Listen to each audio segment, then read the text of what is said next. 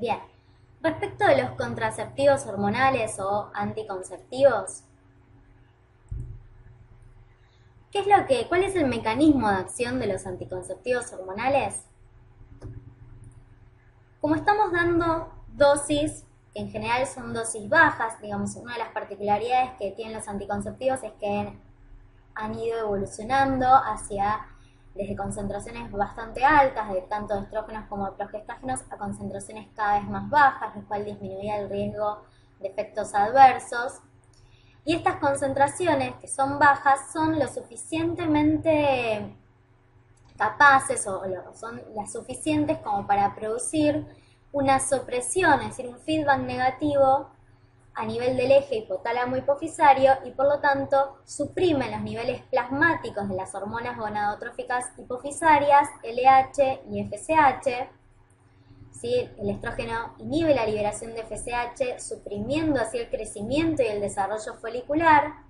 Además, estabiliza el endometrio y evita la aparición de hemorragias o manchados, o lo que se llama spotting. Pero es una de las cosas que vamos a ver es que muchas veces los nuevos anticonceptivos que tienen dosis muy bajas de estrógenos pierden esta capacidad de estabilizar el endometrio y muchas veces pueden llegar a dar en algunos casos hemorragias o lo que se llama spotting, ¿sí?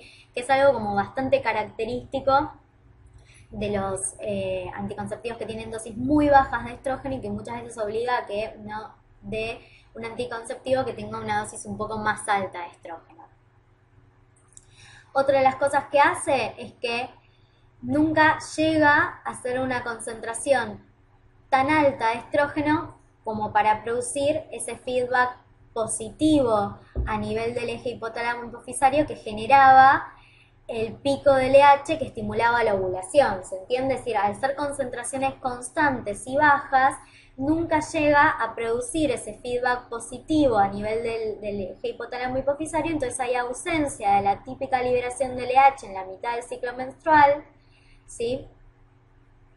Esto sobre todo lo hace tanto el estrógeno a baja dosis y constante como el gestágeno, ¿sí? Suprime la secreción de LH con su característico pico a mitad del ciclo, impidiendo la ovulación. Y este es el efecto más característico entre muchos de los otros efectos que ahora vamos a ver que tienen los anticonceptivos hormonales. El principal efecto es el de inhibir la ovulación, ¿sí? Y genera una marcada disminución de los niveles plasmáticos de hormonas sexuales endógenos como estradiol y progesterona, ¿sí? Otra de las cosas con las cuales también se logra el efecto anticonceptivo es que afectan el transporte ciliar a nivel de las trompas de falopio.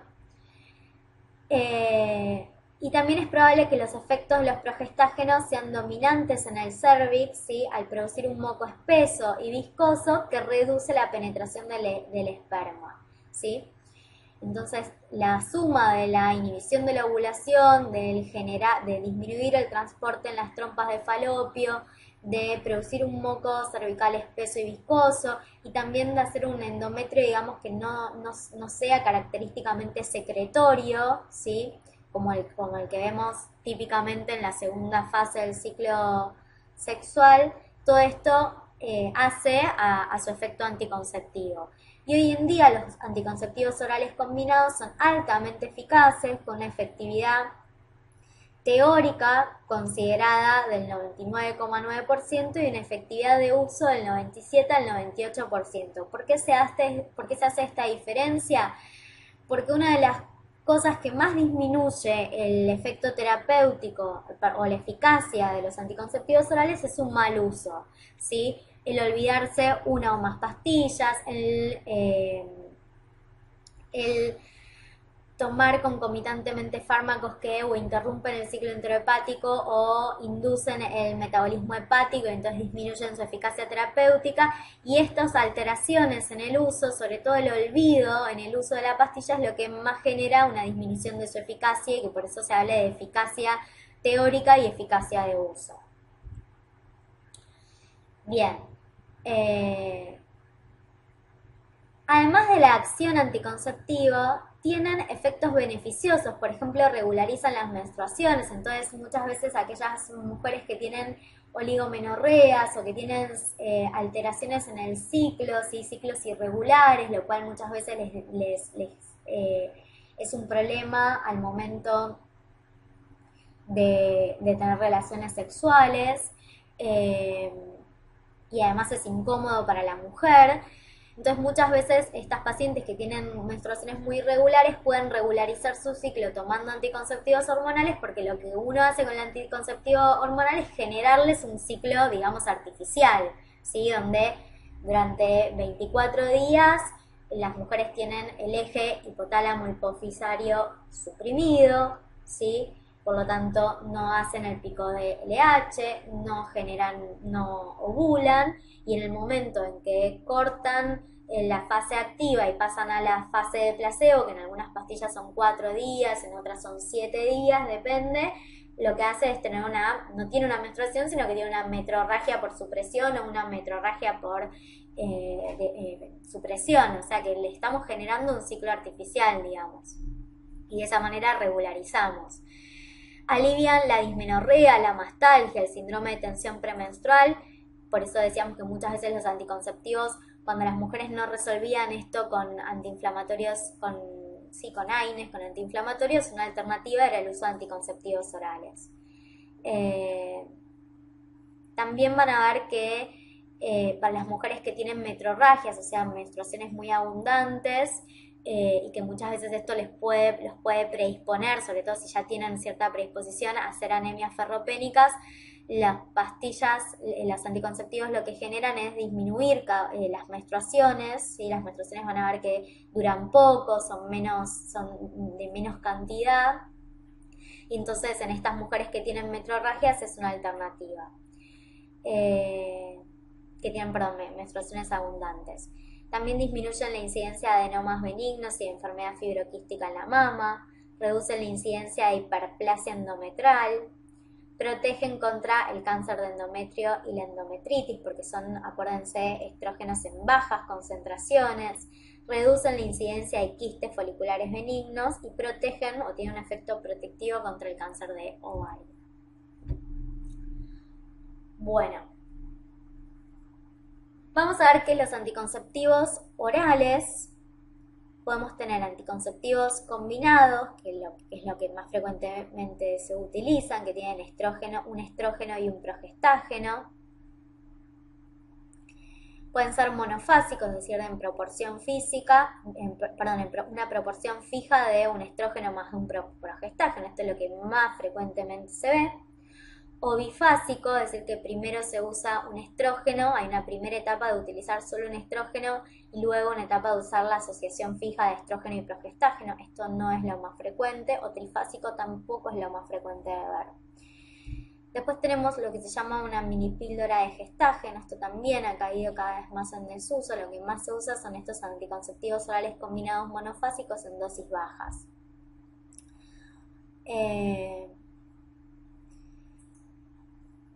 Después tenemos píldoras mensuales, de uso mensual, esto sobre todo para aquellas mujeres que tienen dificultad para poder cumplir con una toma diaria del anticonceptivo, que sufren olvidos, ¿sí? Y en donde la eficacia del anticonceptivo se puede ver alterada, pueden utilizar formas mensuales.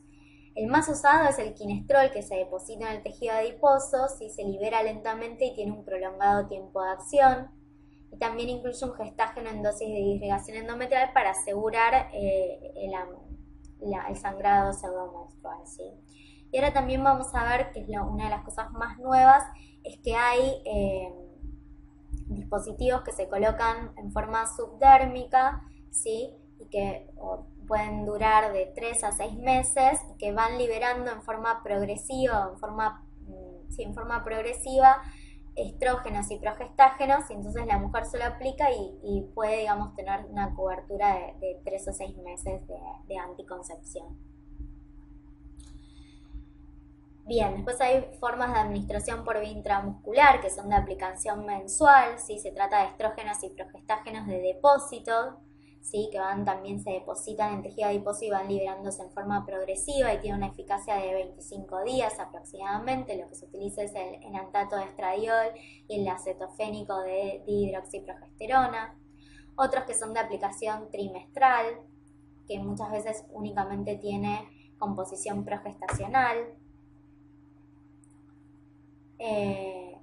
Y lo que yo les decía de implantes, ¿sí? En los últimos años se ha obtenido bastante experiencia con implantes subdérmicos de progestágenos, ¿sí?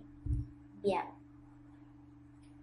El anticonceptivo poscoito, esto es importante aclarar que no es un método anticonceptivo, claramente ni los anticonceptivos orales ni este anticonceptivo poscoito protege de las enfermedades de transmisión sexual, eso es importante aclararlo, pero en particular quiero aclarar del anticonceptivo poscoito que no debería utilizarse como un método anticonceptivo regular, sino como un método anticonceptivo de emergencia.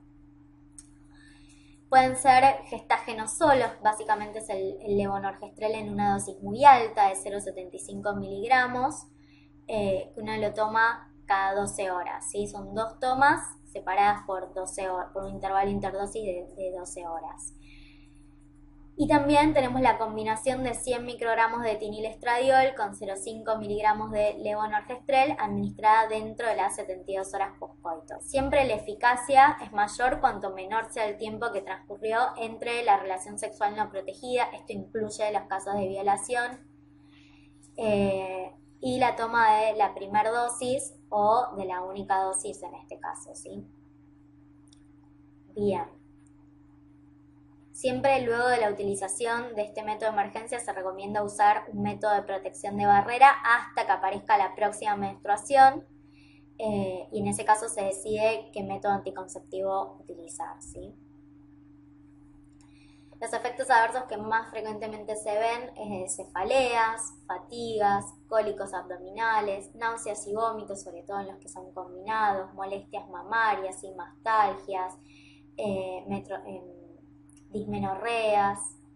Y el mecanismo de acción es básicamente el de impedir la ovulación, disminuir la motilidad tubárica, ¿sí? Y no son eficaces una vez que se inició el periodo de implantación.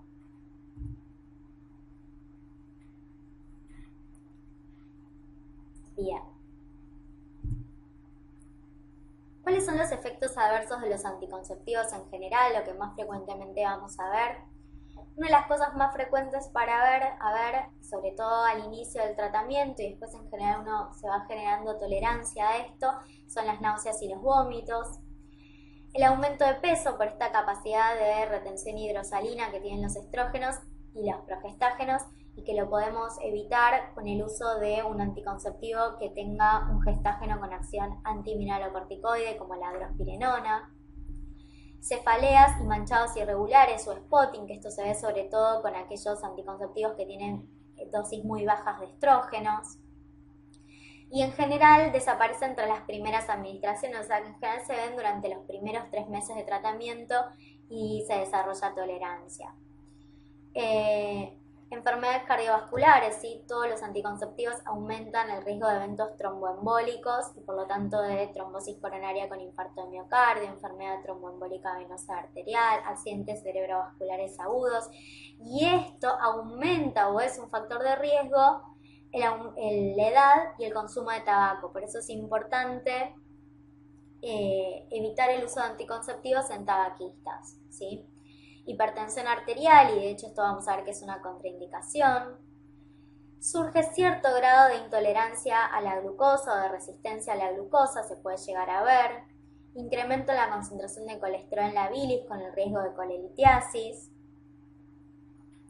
Pero sepamos que disminuye la probabilidad de cáncer de endometrio por ser dosis bajas de estrógenos, disminuye la incidencia de cáncer de ovario, aumenta así la probabilidad de adenoma hepático y de hepatocarcinoma, y aumenta la probabilidad de cáncer de endometrio. En realidad esto también tiene mucho que ver con que el uso del anticonceptivo muchas veces, muchas mujeres no utilizan preservativo y entonces esto aumenta el riesgo de desarrollo de enfermedades de transmisión sexual o por ejemplo del virus de papiloma humano, que per se aumenta el riesgo de cáncer de cuello uterino, entonces tal vez tenga un poco que ver con esto, ¿sí? Bien.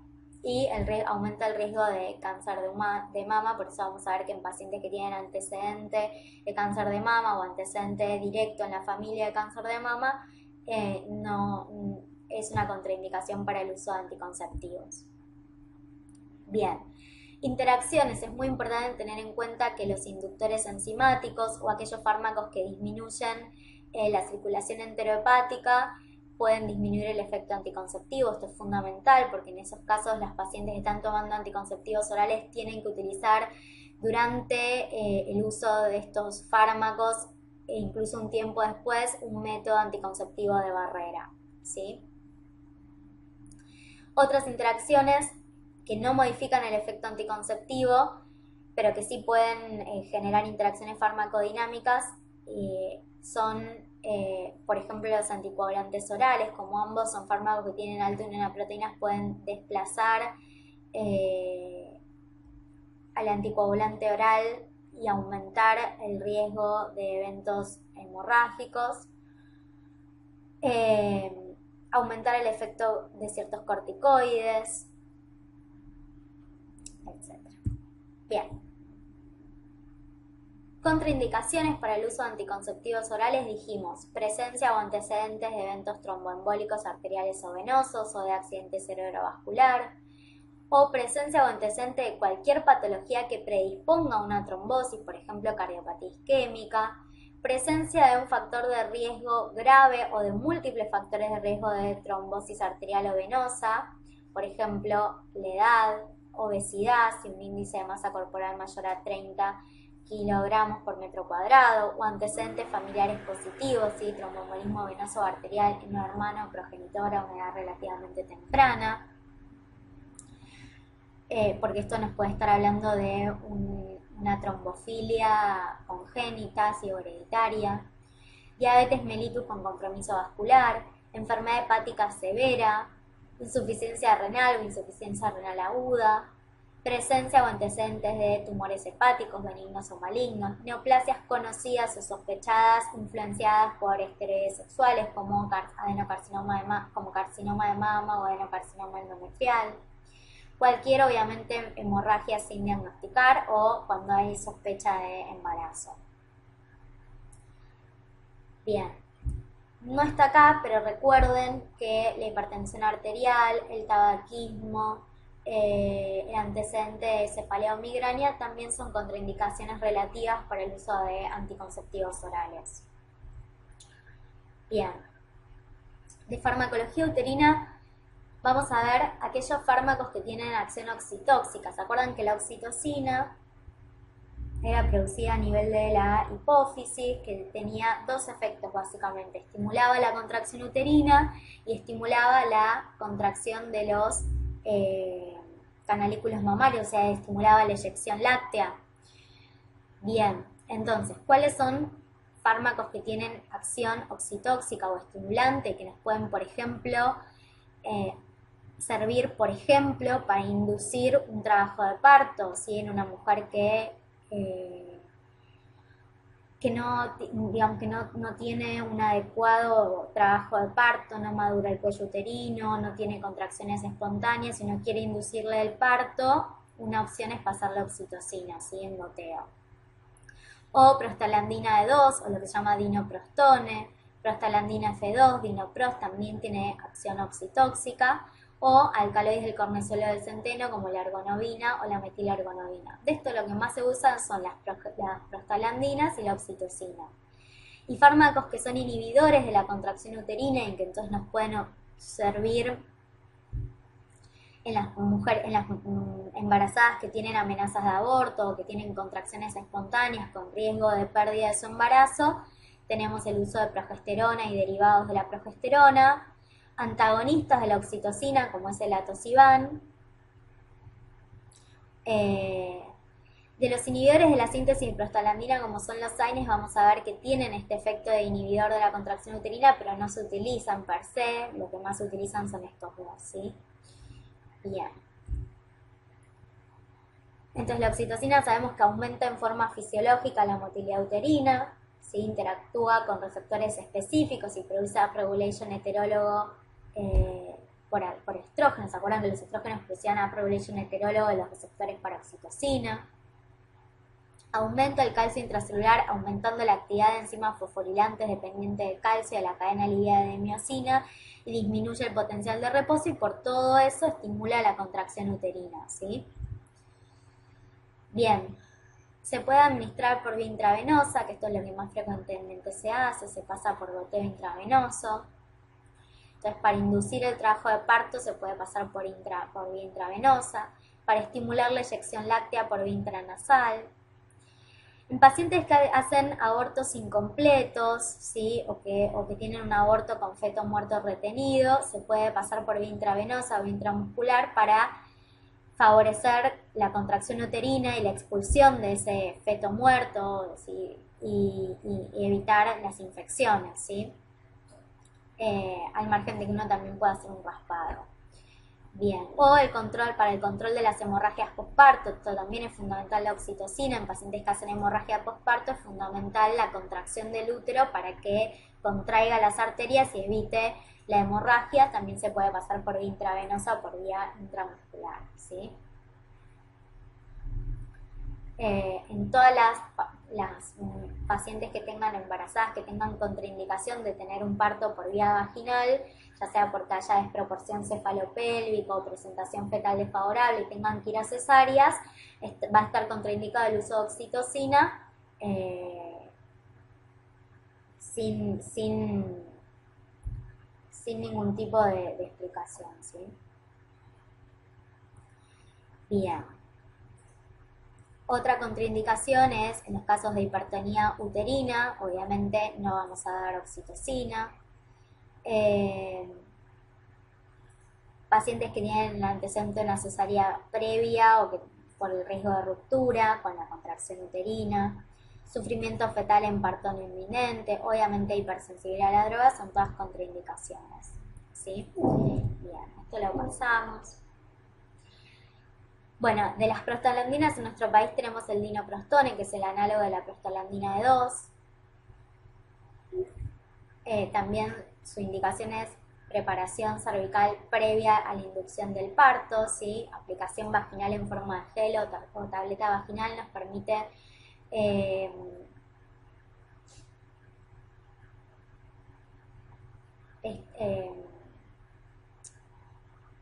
nos favorece la dilatación del cuello uterino, ¿sí?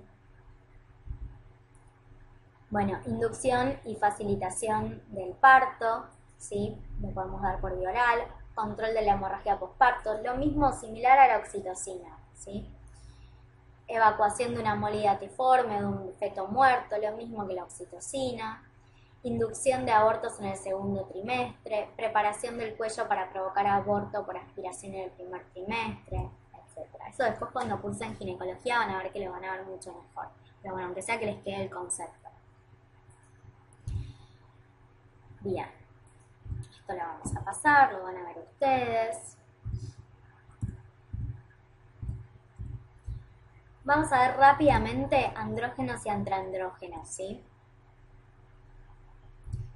Bien, los andrógenos naturales obviamente son la testosterona y el metabolito activo de la testosterona, que es la dihidrotestosterona. Acuérdense que es la enzima 5-alfa reductasa la que transforma la testosterona en su metabolito activo, que es la 5-alfa dihidrotestosterona.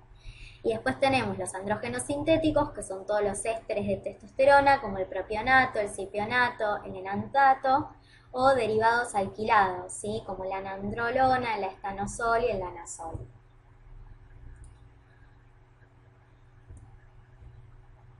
La testosterona sabemos que es el principal andrógeno en los hombres. La biosíntesis se da a nivel de las células de Leydig en el testículo y también a nivel de la corteza suprarrenal. En las mujeres también hay síntesis de testosterona, aunque en mucha menos concentración que en el hombre, en el ovario, en la corteza suprarrenal y por conversión periférica de hormonas sexuales.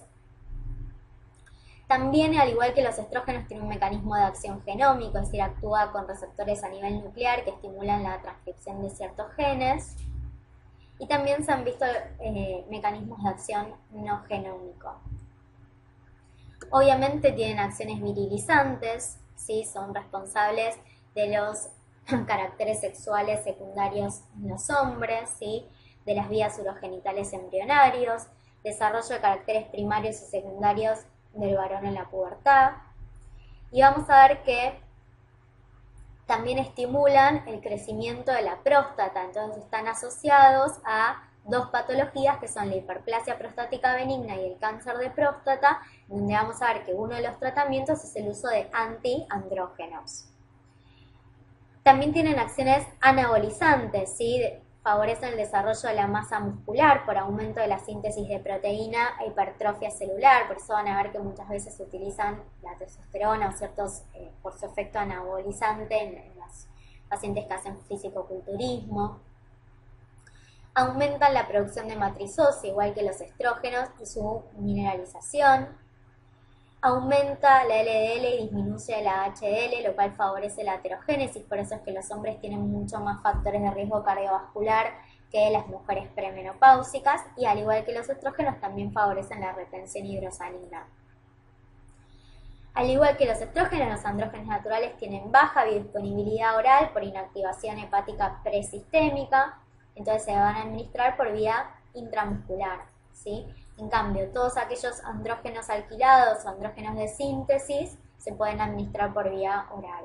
Igual que los estrógenos tienen alta unión a proteínas plasmáticas, fundamentalmente a la globulina ligadora de hormonas sexuales y a la albúmina. Y el metabolismo también es metabolismo hepático, ¿sí? Bien. Y se excreta a nivel del transportador tubular de ácidos a nivel renal. Bien.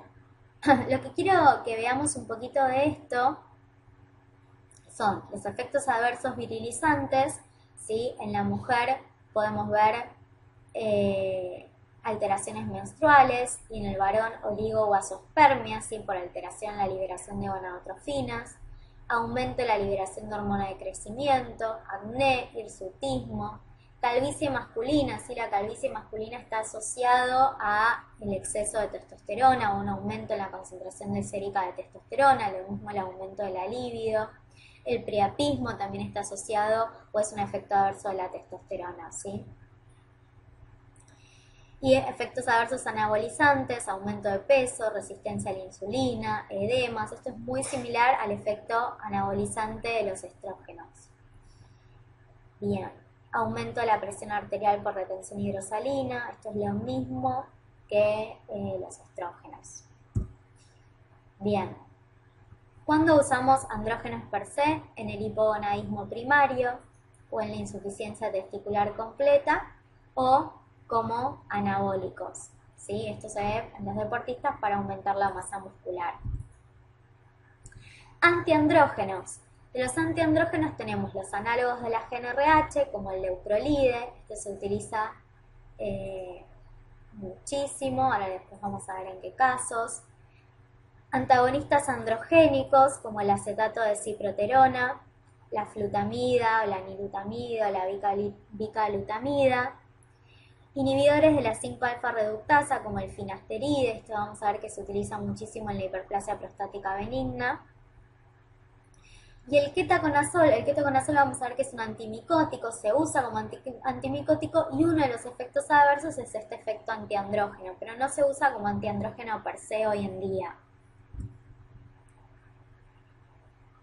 Bien, de los análogos de la GnRH como el leuprolide, lo que hacen es una estimulación selectiva de los receptores hipofisarios para la GnRH, porque es un análogo, ¿sí?, de la GnRH, pero al administrarse de tal manera de mantener una concentración plasmática elevada y constante, inducen una desensibilización o downregulation de los receptores, ¿sí?, a nivel hipofisario, ¿sí? O sea que es un análogo del GnRH que lo que genera es un downregulation de los receptores de GnRH a nivel hipofisario, con lo cual, si bien al comienzo del tratamiento puede verse un aumento en los niveles de testosterona, finalmente empiezan a disminuir a lo largo del tratamiento, ¿sí? Porque hay un downregulation de los receptores hipofisarios para GnRH, entonces disminuye la liberación de testosterona y por lo tanto es un metabolito activo que es la 5-alfa dihidrotestosterona. Y en consecuencia, en los pacientes que tienen hiperplasia prostática benigna o que tienen cáncer de próstata, fundamentalmente en los pacientes que tienen cáncer de próstata,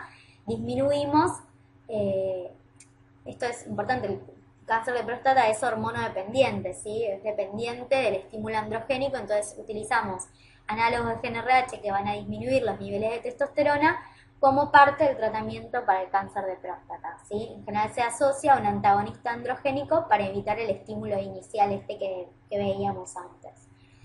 O en la pubertad precoz, obviamente, también podemos utilizar análogos de la GnRH. Obviamente que el efecto adverso que vamos a ver va a ser disminución del alivio e impotencia, que es lo que más, que es, digamos, dos efectos de los cuales la testosterona es responsable, ¿sí? Tuforadas e hipertensión arterial. De los antagonistas androgénicos como el acetato de ciproterona o la flutamida, vamos a ver que son antagonistas competitivos de los receptores androgénicos, inhiben la unión de la dihidrotestosterona a los receptores citoplasmáticos y por lo tanto bloquean su efecto androgénico, y va a suprimir la síntesis de gonadotrofinas y la síntesis de testosterona porque tiene cierta actividad progestacional. Bien. ¿En qué casos los indicamos? Como ya dijimos, en el carcinoma de próstata y en la hiperplasia prostática benigna, en la pubertad precoz o en los estados de virilización en la mujer, podemos utilizar obviamente antagonistas androgénicos, ¿sí? Tanto el acetato de ciproterona como la flutamida se pueden dar por vía oral, ¿sí? Y tienen metabolismo hepático. Lo que vamos a ver como efecto adverso en el hombre, podemos llegar a ver a efectos adversos cardiovasculares, impotencia sexual, disminución de la libido, ginecomastia, reducción de la espermatogénesis. Y en la mujer podemos llegar a ver disminución de la actividad endógena córtico suprarrenal, feminización de un feto masculino en el caso en que lo vemos en una mujer embarazada, como digamos sin querer, ¿no? O sangrado uterino.